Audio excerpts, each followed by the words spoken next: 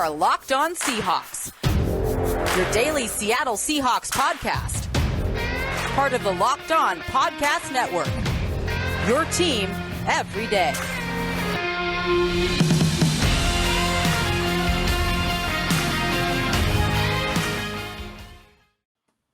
Greetings, 12. This is Corbin Smith, your host for Locked On Seahawks. Joining me as always, my co-host in crime, Rob Rang. Holy cow, we have a victory Monday. It's felt like an entire calendar year since the last time that we got to cover a Seahawks victory, but it happened with the Seahawks finishing off a season sweep of the 49ers yesterday, a thrilling 30-23 victory over their rivals at Lumen Field. And at 4-8, somehow the Seahawks have increased their chances of making the playoffs from 2% to 3%. So you're saying there's a chance the Seahawks are still in the hunt somehow, some way. A lot to play for, as Pete Carroll said today. They're not dead yet. So we got a lot of fun stuff to talk about in today's show. Going to tackle your questions in our Monday mailbag and plenty of takeaways from yesterday's win. Thanks for making Locked On Seahawks your first listen every day. We are free and available on all platforms. Now for your lead story here on Locked On Seahawks.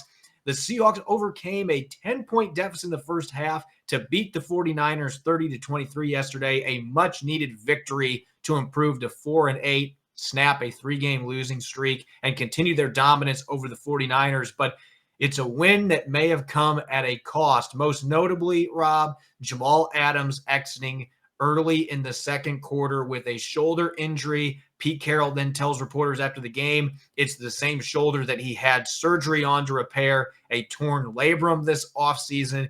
Came back out in the second half in street clothes. At this point, we haven't gotten any updates on his status. Pete Carroll today, in two different interviews, was unable to provide any updates on his shoulder.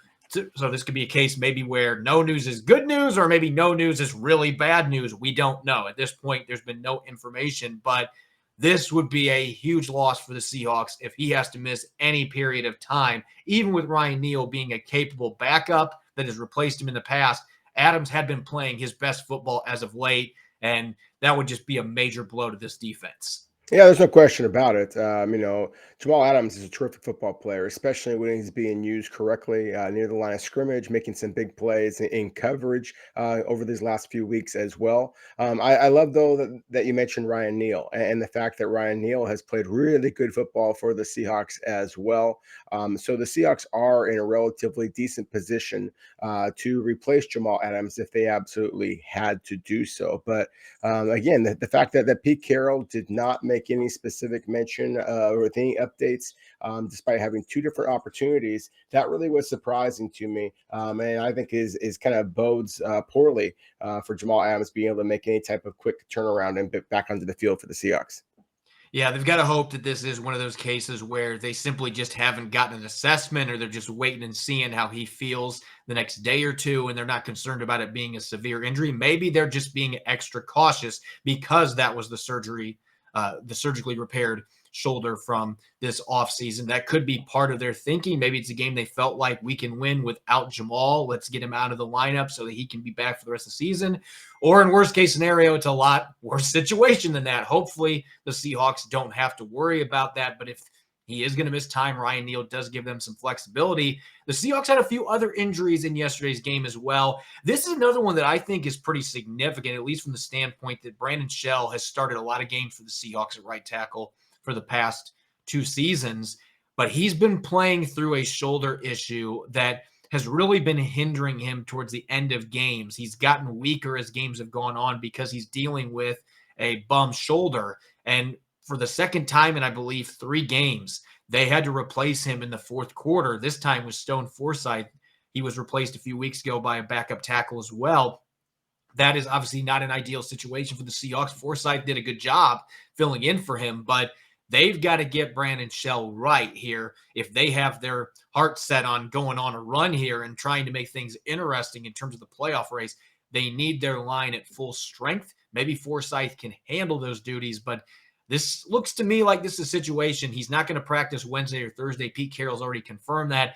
It seems to me like we're going to see at least 1 week of Forsythe starting at right tackle, or Jake Curran might be the starter too, depending on how the left guard situation plays out. But I'd be really surprised if Brandon Shell was out there this week, just trying to get him rested up enough that he can contribute the rest of the season.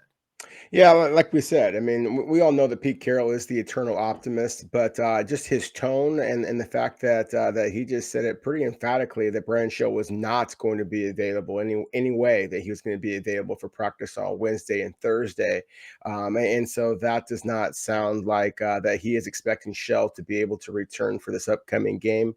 Or on the other hand, Pete Carroll sounded a little bit more optimistic that Damian Lewis might be able to return at that left guard spot. If that is indeed the case, I wouldn't be surprised at all if Jake Kieran, rather than Stone Forsythe, is the player who winds up being the primary backup, or in this case, perhaps the starter at the right tackle position. I thought it was interesting that after Kieran played fairly well, when pushed into duty at left guard against the 49ers, that Carroll described him as a tackle. And so to me, that's where Jake Kieran, of course, had all of his experience at Cal, and where he made this football team is how he played at that right tackle position. But I did think that was an interesting distinction there.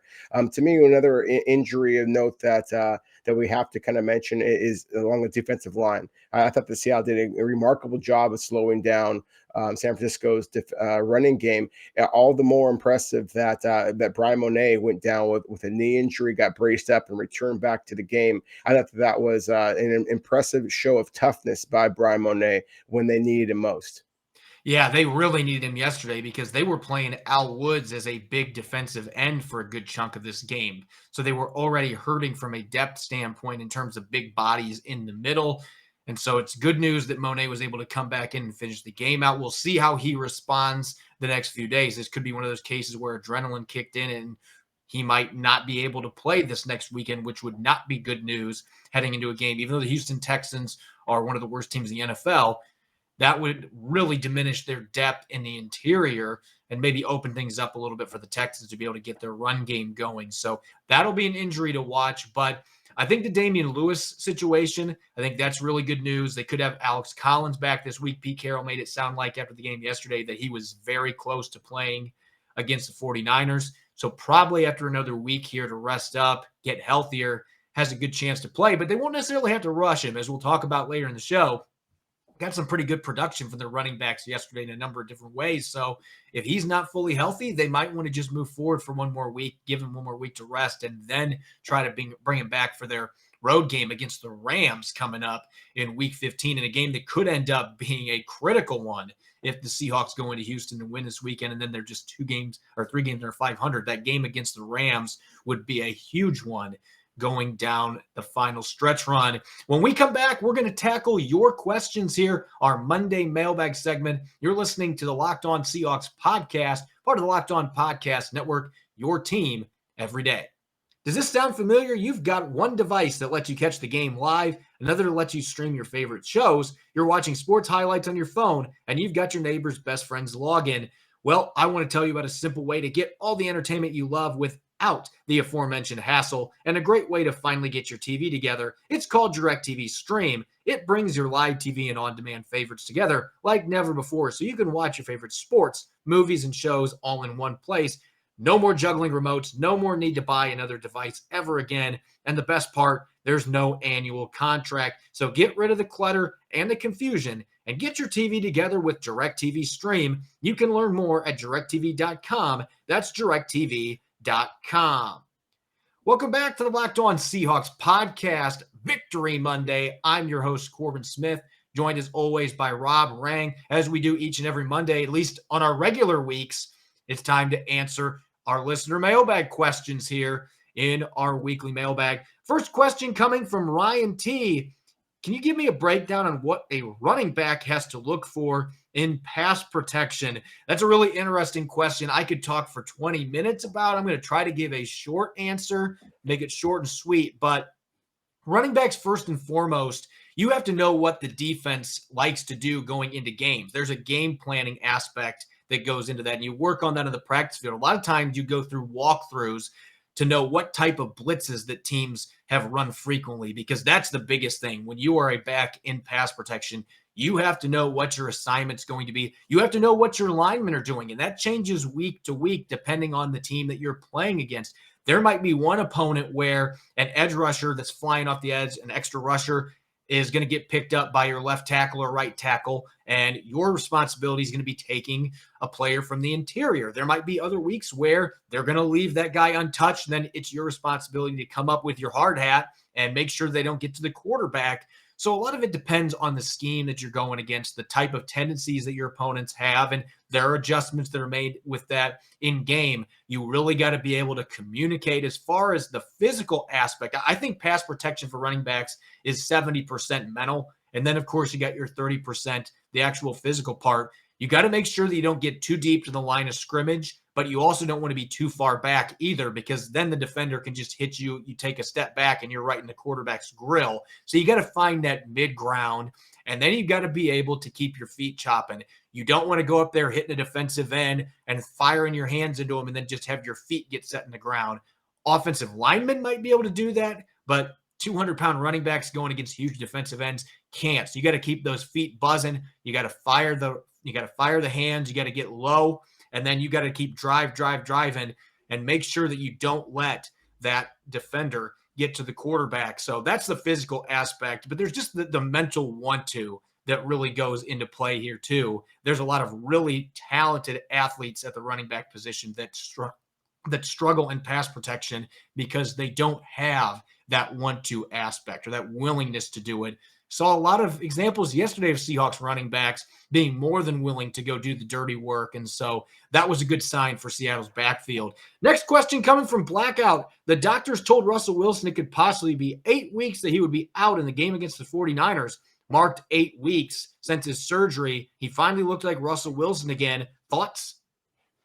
Yeah, doctors should be trusted, not just in this case, but but in most cases, especially everything that's going on in our world right now. I mean, I think that that it was predictable that Russell Wilson would play better. In fact, Pete Carroll, did predict that Russell Wilson would play better at this point because, as Blackout mentioned, I mean, it had been 8 weeks was the initial diagnosis, and I think that we all saw a return of Russell Wilson back to being Russell Wilson. I mean, some of the accuracy on some of the throws that he made, especially that deep ball, the DK Metcalf that set up Adrian Peterson's rushing touchdown.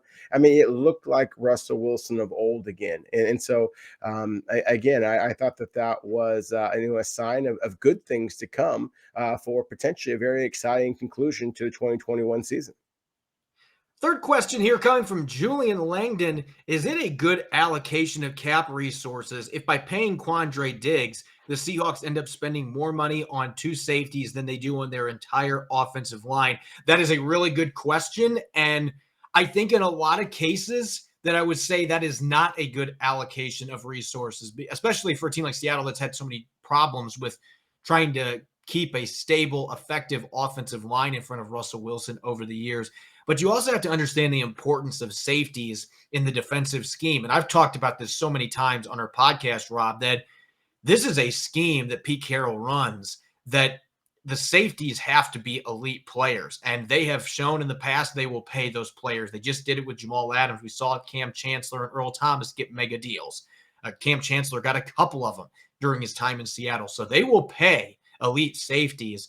So I would not be surprised if they do that with Quandre Diggs. They have put themselves in a pretty tough spot, though, because they could have extended him for the season, and each and every week, that price tag is just getting more expensive to re-sign him because he is continuing to play at an all-pro level, had his 4th interception of the year yesterday to help the Seahawks beat the 49ers. So he's just getting more expensive by week. It feels like it should be one of those rare December extensions, but at the same time, from Diggs' perspective, I want to see what free agency has to hold at this point. I might be able to just break the bank going somewhere else or staying here in Seattle, depending how much they're willing to pay me. But I think from Seattle's perspective, if it's 2 players like Diggs and Adams, then it makes a lot of sense. But in most cases, I would say you probably want to allocate your resources a little bit differently towards the offensive line in this instance. Nathan DeVaz tweets, what happened with the 49ers botched snap at the end of the 3rd quarter? Why couldn't the Seahawks decline the penalty? I believe he's talking about the 4th down play where Jimmy Garoppolo decided it would be a good idea to run right at Al Woods, and that didn't necessarily work in his favor. No, it certainly did not, and it looked like the Seahawks were going to be able to get the ball back right there. And so I'd be curious to hear the NFL's explanation of this. It didn't look like the referee's explanation to Pete Carroll went over too well, But I think what it basically came down to is it's very likely that once there was a pre-snap penalty called, then the referees or the umpire, likely blew the whistle, and that ruled the play dead.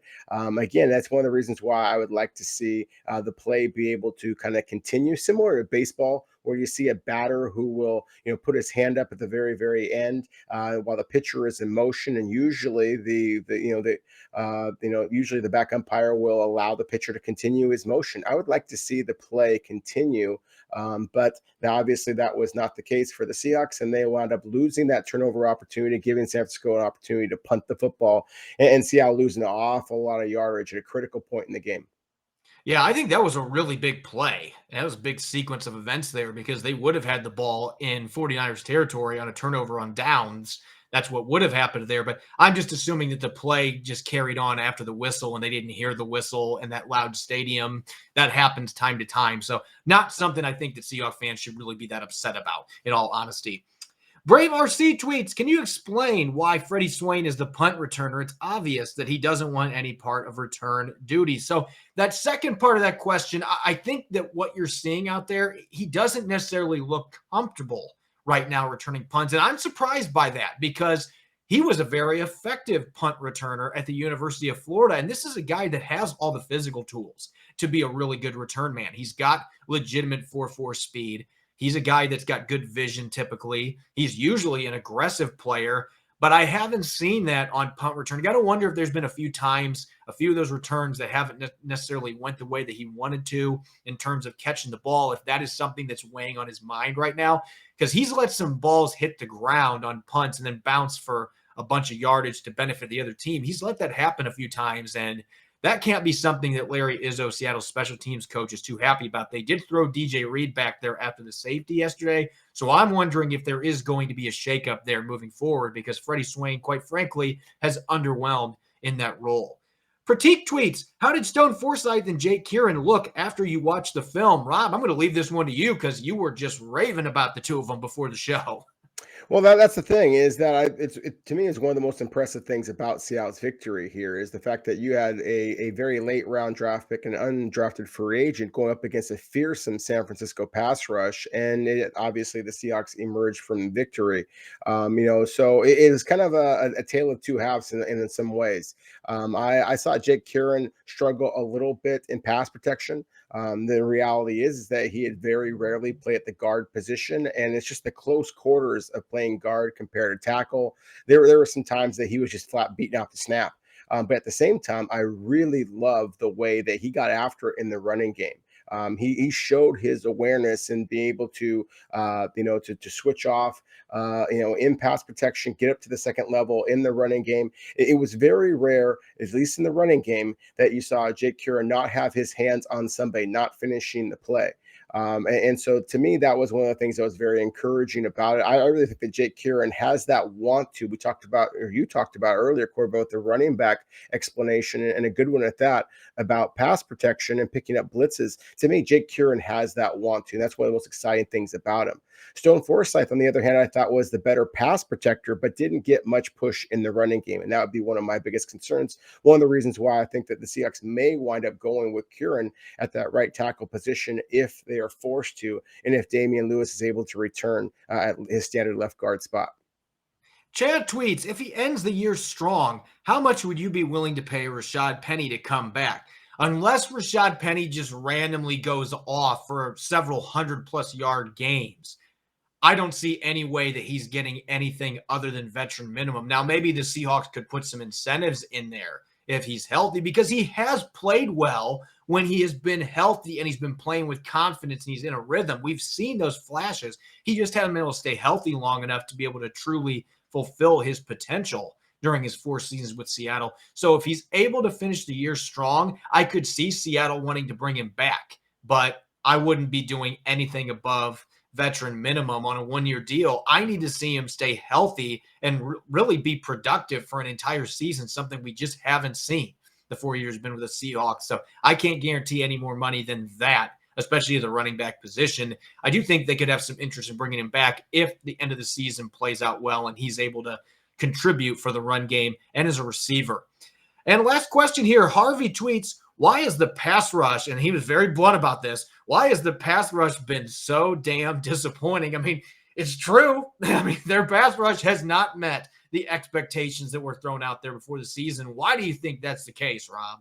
Well, I think there's a lot of reasons for this, Corbin. I think that the first one, and earlier in the season, I think that the secondary play was just so bad that Seattle's pass rush was basically unable to get home.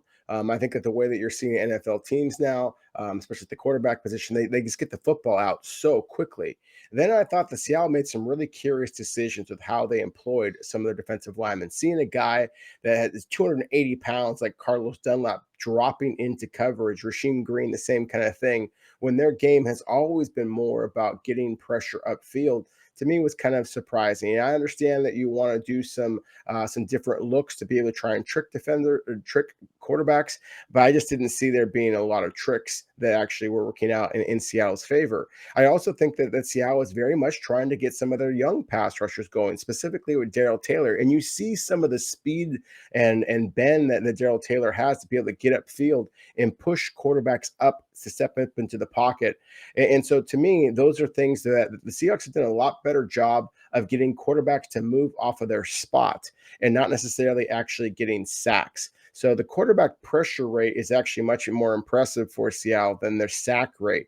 But at the same time, the proof is in the pudding. You got to be able to take quarterbacks down. And it's felt like so many times the Seahawks had quarterbacks in their grasp and have been unable to actually bring them to the ground. That's why it was so impressive to see Seattle finally be able to get a consistent pass rush against the 49ers. I think that was absolutely critical in them being able to pull off the win. Yeah, they were much better in the second half when they shut out the 49ers. I felt like the first half, there were a lot of plays Jimmy Garoppolo had a bazillion years in the pocket, but they were able to ramp things up a little bit. Just been a very inconsistent group, though, and it's been disappointing because they had most of their cast back from last year when they really finished the year on a strong note, rushing the passer, and particularly Carlos Dunlap. It's just been a disappointing season, but maybe they can put it together here these last 5 games, and who knows? Like I said, beginning of the show, somehow they are still alive in the playoff race. Not much, but they are alive. They've got a little bit of a pulse after this game against the 49ers. So feeling pretty good about their chances if they can find a way to get on a long winning streak to close out this season. We're going to break down everything we saw and heard in this 49ers game yesterday. Seahawks coming out on top 30-23 in what I called an exciting train wreck, because that's really what this game played out like. We're going to break down the good and the bad on offense, defense, and special teams when we return. You're listening to the Locked On Seahawks podcast, part of the Locked On Podcast Network, your team every day. This holiday season, grab the protein bar that tastes like a candy bar, or even better than a candy bar, the Built Bar, filled with so much holiday goodness, rich with decadent flavor and covered in chocolate. Amazingly low in calories, sugar, net carbs, and fat, and high in protein. So you're getting the best of both worlds. Delicious and healthy. So many great flavors. If you're like me, you're going to have a really hard time choosing raspberry, mint brownie, cherry, double chocolate, peanut butter brownie. The amazing flavors are endless. Built Bar gives you that extra fuel you need to bust down those mall doors and battle all the holiday shoppers. Or if you're just standing in endless shopping lines, Built Bar can give you that extra something to keep you going. So throw one in your jacket or purse. You never know when you're going to need it. You friends with Santa? Well, tell Santa to throw a few Built Bars in those stockings with so many flavors, they'd want to make anyone's Christmas morning a happy one. Want to wake up to something warm? Here's a holiday secret. Dip your Built Bar into a piping hot cup of cocoa. Let it melt a little and give your beverage a bit of a Built Bar flavor. Plus, you'll have a nice melty Built Bar to go with it. Be sure to have a couple napkins on hand. Go to Built.com and use the promo code LOCKED15 and you'll get 15% off your next order. BetOnline has you covered all season with more props, odds, and lines than ever before as football season continues the march to the playoffs. BetOnline remains your number one spot for all the sports action this season.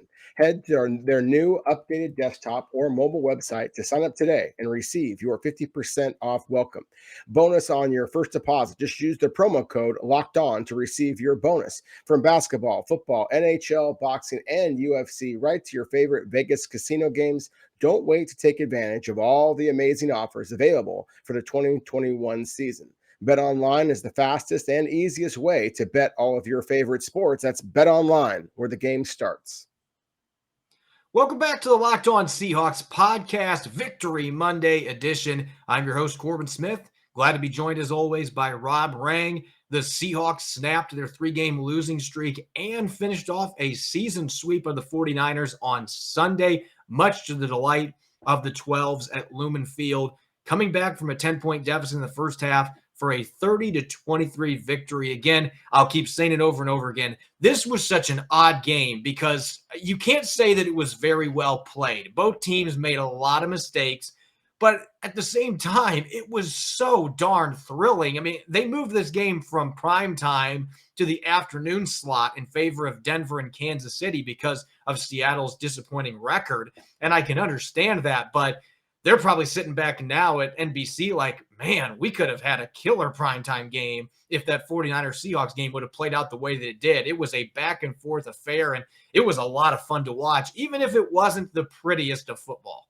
No, it certainly was not the prettiest of football, and Pete Carroll used that as part of the incentive, as part of the message. Like, look, you're no longer the big story anymore. The NFL has completely changed their schedule to flex you out of prime time, and so I'm sure that was part of the message that he sent. And while it wasn't pretty, at the same time, I can tell you one thing that was pretty was the Travis Homer and being able to pull off that 73-yard fake punt for a touchdown that really got the 12s excited. And it wasn't just the execution of the play, but it was the courage to call that play at that point. I thought that this was a game, you and I both talked about, Corbin, that the Seahawks could win this game, but they had to be able to get ahead. Because you allow that San Francisco pass rush to get going, you allow their running game to get going. This could have been an ugly game. Instead, the Seahawks took the bull by the horn, so to speak, and I think that really shocked the 49ers, and then perhaps got the Seattle crowd up in arms to be able to kind of defend their home. Because from watching on the television, there was an awful lot of red in those stands. There was, but all those 49ers fans got sent packing in a bad mood with the way that this game ended up playing out. And all of the dedicated 12s that were at home, they were able to enjoy a rare victory this season. And the Seahawks just continued to put the word special into special teams. You mentioned it, the fake punt with Travis Homer. 99.9% of the time in that situation, you're not going to see a gutsy play call like that. But it shows how much trust that Pete Carroll and Larry Izzo have in Travis Homer, because they gave him the green light going into this game, and it's a week-to-week basis on these decisions. But if you see the right front and you think you can get the first down, we're giving you the free rein. You've got the green light to call that direct snap and call your number. And he decided to do it there. And if you watch the tape, you understand why. The 49ers had nobody over there off the edge towards Travis Homer's side. So he was going to walk and get the first down on that play. But it was a huge crease after he got the snap, and then very wisely allowed Nick Bellore, and Bellore was joking about this after the game. He gave me a chance to catch up, but allowed Bellore to come up there and make a key block to spring him about 40 yards downfield, ended up with a 73-yard touchdown, ignited the crowd, and the 49ers came back and ended up taking a 17-7 lead. So it's not like that play is ultimately what won this football game, but it was the type of play that gave the Seahawks a chance to win, and it was the aggressive mindset that they had. And Pete Carroll's talked about this today in both of his interviews. They were just going for it, and some might wonder, why haven't you been doing that up to this point before this game? But whatever it was, they were aggressive. They were making bold decisions. They were running trick plays, and they were very successful with those opportunities. And then continuing with special teams, Nick Bellore punching out the football out of Travis Benjamin's hand to open the third quarter. And then guess who? Travis Homer recovers the fumble. The Seahawks unfortunately couldn't do anything with that great field position, but it was a big turnover on special teams. They had a couple nice punts by Michael Dixon. On one particular play, John Reed and Penny Hart were able to corral Brandon Ayuk 4 yards after he got the ball with a -4 loss inside the 10-yard line. The 49ers had to punt 3 plays later. So this group just continues to play lights out in special teams. They did it all of last year. They've done it for the most part all of this year. Continues to be a major strength for this football team. And then on the offensive side of the ball, really started off sluggish. It really felt like the first 5 or 6 drives, you're just going to watch the Arizona, Washington, and Green Bay games all over again. The pass protection was not there. Russell Wilson was running for his life. There was a strip sack. The ball went 80 yards behind him, and they had like 2nd and 93. So it was just a disaster, those first 5 or 6 possessions, in large part because the protection wasn't there. They weren't able to get the ball downfield, and yet they seemed to find life late in the second quarter. And I think there were 2 guys that really led that charge. Russell Wilson obviously being the third there, but I thought Adrian Peterson had some hard running that really got them going, really made the entire team get fired up. And then, of course, rookie D. Eskridge had 2 huge catches on their final drive at the end of the half to cut the lead to 2 points going into halftime, including his first career touchdown, a 7-yard score. He had a big 3rd down conversion a few plays before that. So it was nice to see the rookie finally able to contribute and start doing some damage on offense. Really sparked this team for the rest of the game. Yeah, it really did. That to me was one of the most exciting things about it. As you mentioned, Seattle dropped down to 17-7, and it looked like this game was going to kind of go down the wastebasket like a lot of other games so far this year. But I think the resiliency that they showed, and to me, this kind of goes back to why you bring in a veteran like Adrian Peterson in the first place, because the man brings an element of toughness back to this Seahawks squad that, frankly, I haven't seen since number 32, Chris Carson's gone down. Look, I have a lot of respect for a lot of the other running backs that the Seahawks have, but none of them just lay the thunder the way that Adrian Peterson did. You could see that he would be met at the line of scrimmage and then barrel ahead for another couple of yards. And that kind of stuff is what can get a team excited. And so you mentioned the impact that Adrian Peterson had, that D. Eskridge had. We talked before about the 2 rookie offensive linemen, just fresh blood out there and good old-fashioned physicality and toughness. And then going back to the special teams unit as well, they just really set the tone. To me, this was one of the few games, Corbin, where I thought the Seahawks set the tone rather than their opponents. And because of that, it's not surprising that they were able to muster out a win. In fact, that's how they did it at the end with Carlos Dunlap switching over to the defensive side of the ball for a moment here. Literally just bulldozing the pass blocker, trying to slow him down. So again, setting the tone, being the more physical players and the more physical mindset. And I think that's the biggest reason why they emerged with the victory. I think the play that really swung momentum in this game, you mentioned it in the second quarter. It's 3rd and 14. The Seahawks, in a 3rd and long situation, they have not been able to convert many of those, and most teams don't. Those are really difficult plays to move the chains on. And yet, DK Metcalf did a fantastic job getting an inside release against his defender, gets down the field. Russell Wilson throws a perfect ball, and it was not his typical rainbow. He had to throw it on a line to get it to DK Metcalf downfield. 33-yard gain inside the 5. A couple plays later, Adrian Peterson's in the end zone for his 126th touchdown in his career. He tied Jim Brown with that touchdown. So he's already more accomplished than Franco Harris and Edgerrin James were in their legendary careers with the Seahawks. But nonetheless, it was a big play, got the momentum back on Seattle's side. But I thought that pass to DK Metcalf really woke this offense up. And then the next drive, a couple big plays from D. Eskridge, still getting some good runs from Peterson. And then second half, I'm going to keep talking about the running backs because Rashad Penny, he has been a punching bag for fans and for media members for the entirety of his 4 years in Seattle because he has not been able to stay healthy, inconsistent production. But I don't care if his stat line says 10 carries for 35 yards, 3.5 yards per carry, nothing great. I thought he played a fantastic game yesterday. He had a couple 10-plus yard runs. He had a 27-yard, was a spectacular 27-yard gain on a screenplay in the fourth quarter that unfortunately got wasted by a fumble by Gerald Everett at the goal line. But it was a fantastic screen on 3rd down, and he picked up 27 yards to get into the red zone. And then he made a spectacular play in pass protection, too, a safety blitzing untouched off the edge. And I'll go back. I talked pass protection second quarter. This was a really impressive example by Rashad Penny because he was running a play fake, a handoff fake, going to his right, and somehow stopped midway through the fake. He caught wind of that safety coming off the edge from the other side, stopped his fake, got down on the ground, cut blocked the safety, and Russell Wilson steps to his left, fires a 17-yard strike to D. Eskridge. It was a fantastic all-around play in pass protection. I was just stunned it was Rashad Penny because that's not his game normally. He's not known for his pass protection, but it was that kind of game. I thought all the running backs that played yesterday gave Seattle different elements that helped the offense finally get untracked.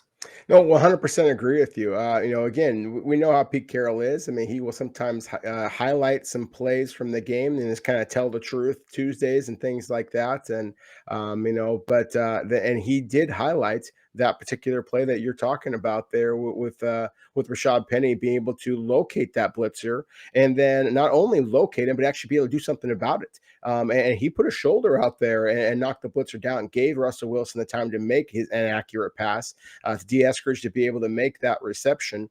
I love the wherewithal from D. Eskridge late in the game where he caught a ball on the left sideline, took a big hit, bounced off of it, and then got out of bounds. The ability to spin off of the would-be tackler to score his first NFL touchdown.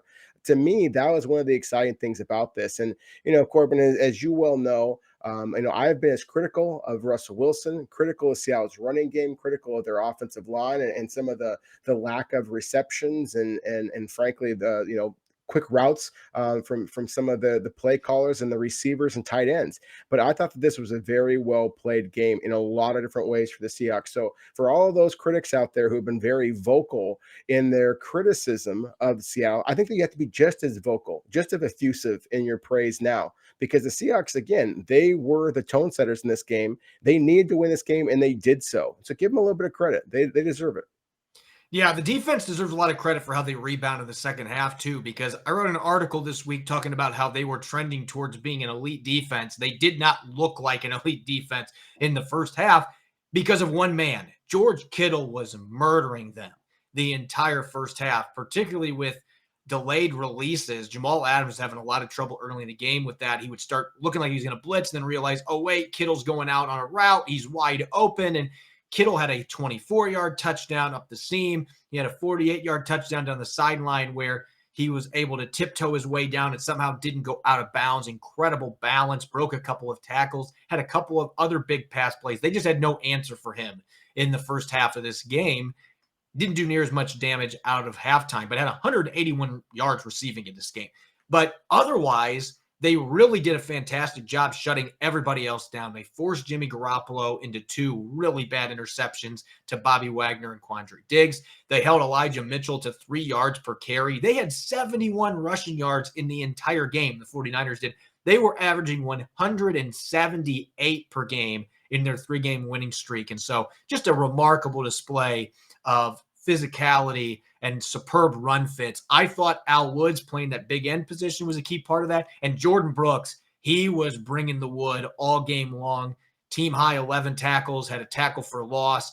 He had 4 different plays where he stuffed Mitchell for 2 or less yards. We are seeing this sophomore linebacker blossom right in front of our eyes. And I felt like he was the catalyst behind this defense just shutting down and thwarting San Francisco's high-octane run game. That was a big reason they held him out of the score column the entire second half.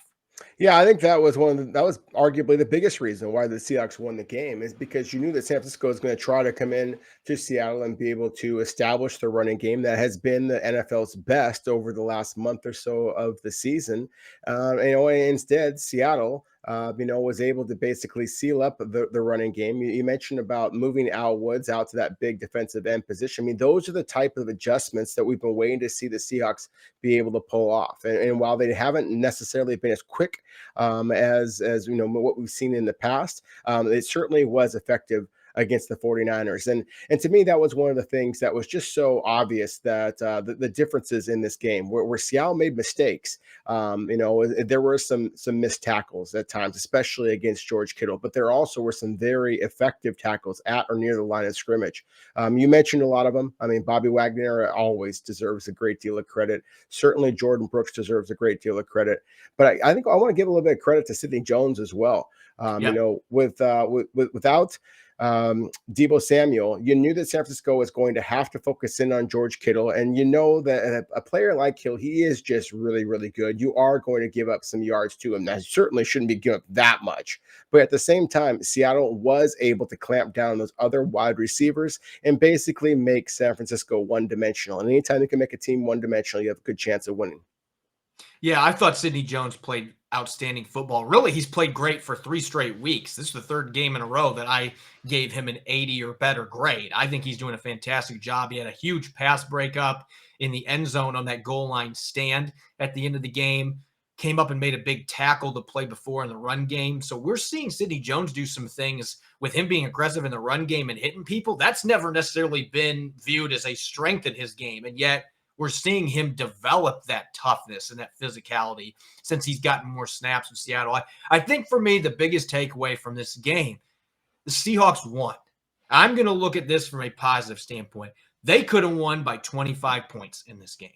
They had 3 different possessions where they were deep in 49ers territory and didn't get any points. They weren't able to capitalize off of 2 of the 3 turnovers that they were able to produce. They didn't get any points on 2 of those. So I look at the game, it's like you guys found a way to win despite all those miscues. You know, the fumble by Gerald Everett at the 1-yard line, that's killer. You had a touchdown pass from Russell Wilson to Gerald Everett. I mean, this is a game Everett just has to forget about. Move on, short-term memory, moving on to the next week. It just wasn't his day. Bobbled that particular pass. It gets intercepted by Quan Williams. You get touchdowns on those drives, and this is suddenly a 21-point game. There were other drives that they were moving the football. So I'm looking at it from a positive standpoint. Gerald Everett is not going to play like that again. I guarantee it. And I just feel like they were able to get the offense going. They still put up 30 points despite those issues they had. So that would be my biggest takeaway here. There were a lot of mistakes, but the positives far outweighed those mistakes. You got to be really encouraged by all the times that they were almost in the end zone and didn't finish, because if they finished those drives, suddenly this is one of the most prolific offenses in the NFL again, what we expected them to be going into this season. So I just think there's a lot to be excited about, but obviously a lot of work left to do. 4 games under 500. They got some tough games coming up. Can they go 5-0 to finish the season? We'll just have to go 1 week at a time, starting with the Texans on Sunday. We'll be breaking that game down the rest of this week, along with our other content here on Locked On Seahawks. Thanks as always for making Locked On Seahawks your first listen every day. Now make your second listen Locked On Bets, your daily one-stop shop for all your gambling needs. Locked On Bets is hosted by your boy Q with expert analysis and insight from Lee Sterling. You can follow me on Twitter at Corbin Smith NFL. You can follow Rob at Rob Rang. Make sure to check out Locked On Seahawks on Google Podcasts, Apple Podcasts, and the new Odyssey app. That's AUDACY.